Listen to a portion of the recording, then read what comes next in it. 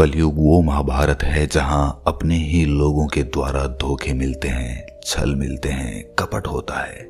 अगर बात अपने दुश्मन की हो तो उससे तो आदमी निपट ले क्योंकि वो तो दिखाई दे रहा है, लेकिन अगर अपने ही धोखा देने लगे, छल करने लगे तो उससे आदमी कैसे निपटे, क्योंकि धोखा तो अपने ही लोग देते हैं।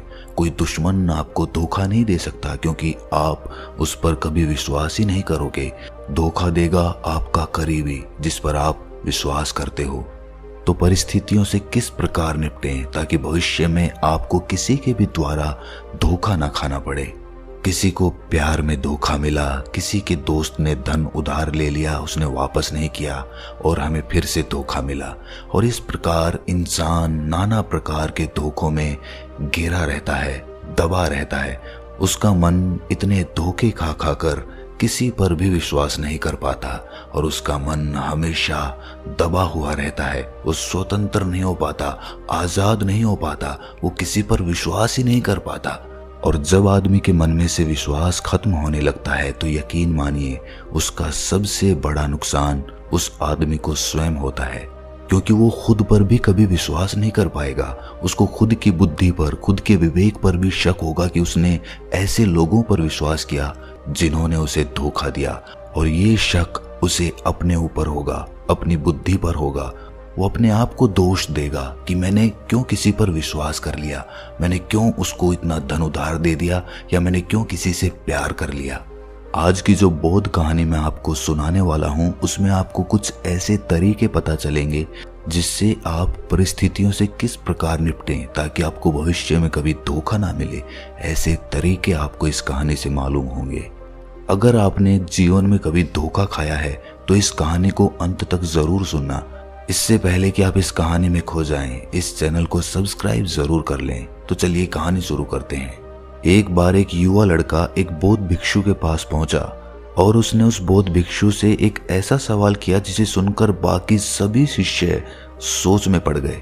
उसने पूछा कि हे बंते, आप हमेशा कहते हैं कि इंसान में हमेशा करुणा होनी चाहिए, करुणा ही मनुष्य का सबसे कीमती आभूषण है। यहाँ तक तो सब ठीक है, लेकिन मैं आपको बताना चाहता हूँ कि इसी करुणावश मुझे बहुत बार जीवन में छल मिला। बहुत लोगों ने मेरे साथ कपट किया, मुझे धोखा दिया। अगर मैं उनके प्रति करुणा ना रखता तो आज मुझे छल नहीं मिला होता, कपट नहीं मिला होता, मुझे इतना दुख नहीं हुआ होता। ये सिर्फ इस करुणा के कारण हुआ। आपके प्रवचन सुनकर मैंने अपने हृदय में करुणा का उदय किया। लोगों के प्रति मेरा हृदय करुणावान हो गया और इसी करुणा के कारण उन लोगों ने मेरा फायदा उठाया और मुझे बार बार धोखा दिया। तो आप लोगों को गलत ज्ञान क्यों देते हैं? ये शिष्य जो आपके प्रवचन सुन रहे हैं ये भी अपनी करुणावश जीवन में बहुत धोखे खाएंगे और ये आपको गालियां देंगे क्योंकि आपने ही इनके मन में डाला है कि करुणा इंसान का सबसे कीमती आभूषण है। इस बारे में आप कुछ कहना चाहेंगे, कुछ सफाई देना चाहेंगे? और इस प्रकार उस युवा लड़के ने उस बौद्ध भिक्षु को तर्क वितर्क करने के लिए ललकारा। बौद्ध भिक्षु ने मुस्कुराते हुए कहा कि हे बंते, करुणा का मतलब वो नहीं है जो तुम समझ रहे हो। करुणा को अक्सर हम अपनी भावनाओं के साथ जोड़ लेते हैं। हम अपनी भावनाओं में बहकर कोई गलत कदम उठा लेते हैं और उसका इल्जाम करुणा पर लगा देते हैं क्योंकि हमारी हिम्मत नहीं है कि हम खुद को उसके लिए दोषी करार दे सकें। हम ये मान सकें कि जो छल, जो कपट हमारे साथ हुआ है वो हमारी नासमझी के कारण हुआ है, ना कि करुणा के कारण। भावनाओं में बहकर जिंदगी भर छल सहते रहते हैं और इल्जाम किसी और पर लगाते रहते हैं। जिस प्रकार से तुम करुणा को समझ रहे हो वो करुणा तो एक आदमी को अपंग बना देगी, वो तो उसे कोई कदम उठाने ही नहीं देगी। युद्ध में लड़ने के लिए तुम अपनी करुणा का सहारा लेकर नहीं बैठे रह सकते। तुम्हें परिस्थिति के हिसाब से काम करना होगा। अगर युद्ध हो रहा है तो तुम्हें हथियार चलाना ही होगा। तुम ये कहकर पीछे नहीं हट सकते कि मेरा हृदय करुणावान है, मैं किसी पर हथियार नहीं उठा सकता। याद रखना, ये एक कायर की निशानी होती है। समझदार और बुद्धिमान व्यक्ति वही है जो परिस्थिति के हिसाब से काम करे। अगर तुम्हें नासमझी में एक बार धोखा मिल गया लेकिन उसके बाद भी तुम धोखे खाते रहते हो, बार बार खाते हो और उसी प्रकार खाते हो जिस प्रकार पिछली बार खाया था, तो तुम इल्जाम किस पर लगा रहे हो? ये सिर्फ तुम्हारी नासमझी के कारण होता है, करुणा के कारण नहीं होता। करुणा तो इंसान से इंसान के संबंध जोड़ती है, लेकिन वो संबंध बनने के बाद उस आदमी के साथ आपको अपना जुड़ाव कितना गहरा करना है, ये आप पर निर्भर करता है। हो सकता है तुमने अपने मित्र को धन उधार दिया हो और तुम्हारा धन वापस ही ना आया हो, ये भी एक प्रकार का छल है, धोखा है। लेकिन धन उधार देने से पहले क्या तुमने ये भली भांति देख लिया था कि तुम्हारा मित्र या तुम्हारा दोस्त वो धन वापस करने का सामर्थ्य भी रखता है कि नहीं रखता? क्या वो कोई काम करता है, कहीं से कमाता है, या फिर यूं ही खाली बैठे रहता है? अगर वो खाली बैठा रहता है और फिर भी तुम उसे धन उधार दे देते हो, तो तुम ये भी सोचो कि वो वापस कैसे करेगा। उसके पास तो कोई भी आय नहीं है, कोई भी कमाई का साधन नहीं है। और यहीं दूसरी तरफ तुम अगर किसी ऐसे मित्र को धन उधार देते हो जो कमाता है, जिसकी कमाई है, तुम्हें पता है कि इसके पास कल कमाई आएगी तो ये मेरा वापस कर देगा, तो ऐसी परिस्थिति में तुम्हें बहुत कम छल या धोखे मिलेंगे। छल या धोखे बहुत प्रकार के होते हैं।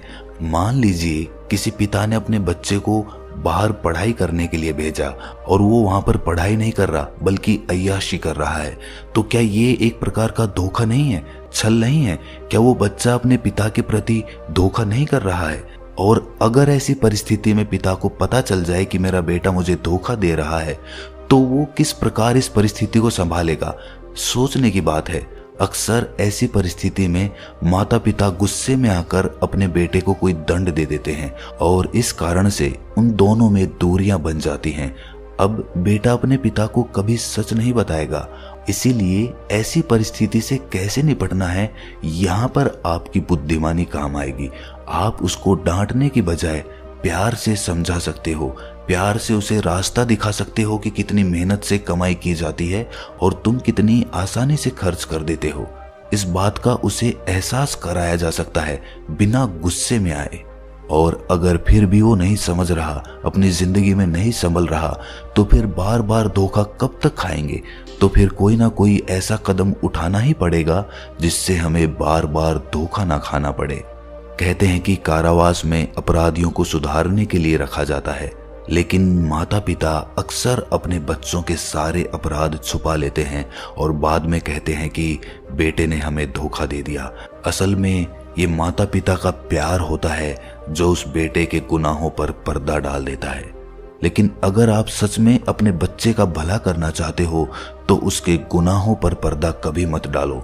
एक बार समझाओ, 2 बार समझाओ, लेकिन अगर नहीं समझ रहा है तो कोई ना कोई ऐसा रास्ता निकालो ताकि आपको पछताना ना पड़े और वो सुधर भी जाए, चाहे फिर दंड का ही सहारा क्यों ना लेना पड़े। याद रखना, क्रोध करना हमेशा गलत नहीं होता है, युद्ध करना हमेशा गलत नहीं होता है।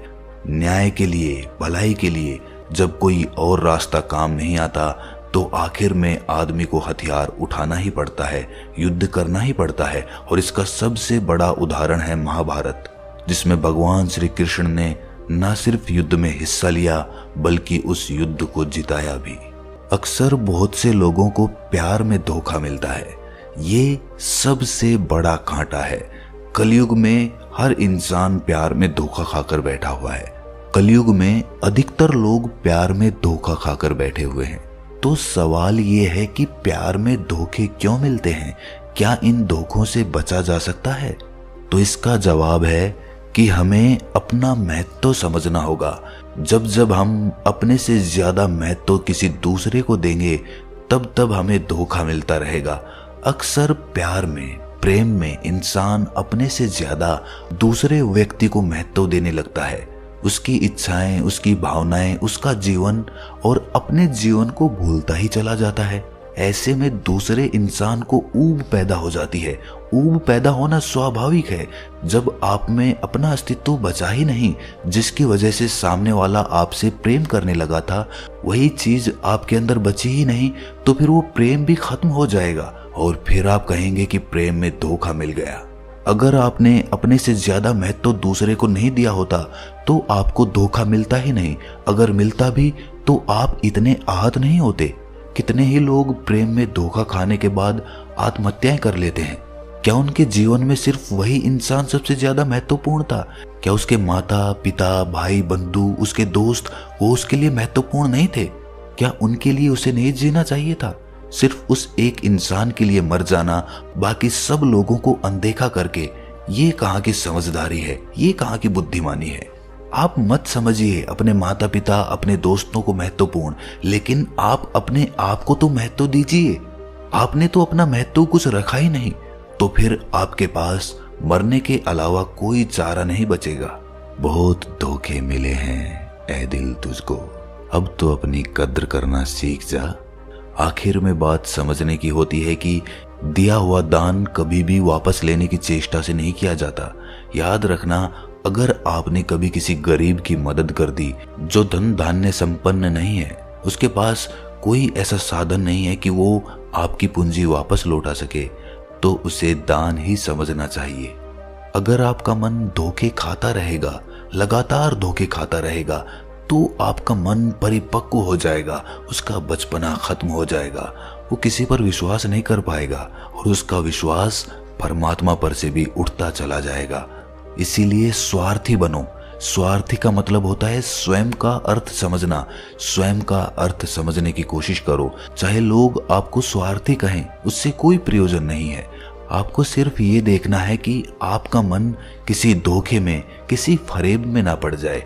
अपनी आंखें खोल कर रखिए, होश में जियो, परिस्थिति को ठीक प्रकार देखो, उसको समझो और उस प्रकार से क्रिया करो, ताकि आपको कोई छल ना मिले। अगर मिले भी तो वो आपके लिए एक सीख बन जाए। भावनाओं में बहकर एक ही इंसान से बार बार धोखा कभी मत खाना। जिस प्रकार सांप का स्वभाव होता है, उसी प्रकार धोखेबाज इंसान का भी स्वभाव होता है। वो अपना स्वभाव नहीं छोड़ सकता, जिस प्रकार सांप अपना स्वभाव नहीं छोड़ सकता। अक्सर हम दूसरों की बातों में आकर, उसकी भावनाओं में बहकर फिर से उस पर विश्वास कर लेते हैं, उस पर भरोसा कर लेते हैं और हमें हर बार बार उससे धोखा मिलता रहता है।